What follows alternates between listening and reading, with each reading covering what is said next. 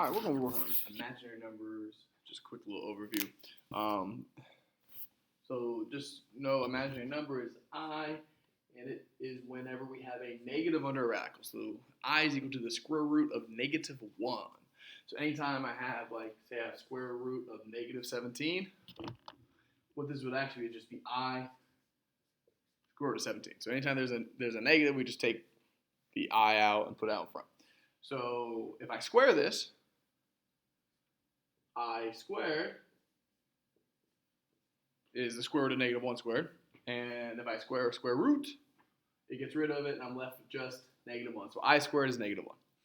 If I go I cubed, which is just I squared times I, all right, well, I squared is negative 1. I is the square root of negative 1. So it just becomes negative square root negative 1.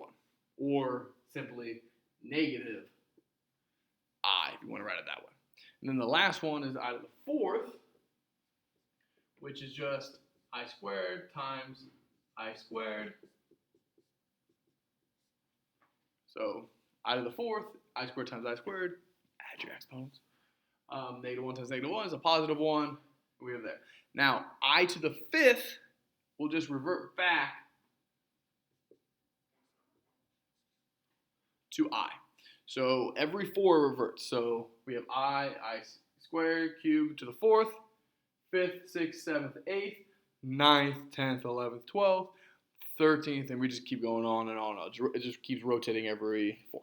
So Apex will ask you questions like this. 43. So what is I of 43? And then you're like, what? So I take the 43, and I'm going to divide by 4. Why am I dividing by 4? Because i's repeat every 4. So because i's repeat every 4, I'm dividing by 4. So 4 goes into 43, 10 and a decimal. So whatever the decimal is, I don't know. It's just 10 and a decimal. All right, so what I'm going to do now is I'm going to take this 4, this 4 and this 10, all right?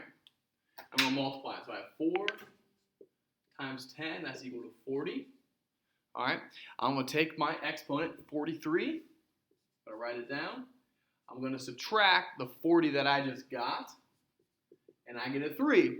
So that tells me that I to the 43rd power is equal to I cubed. That's it.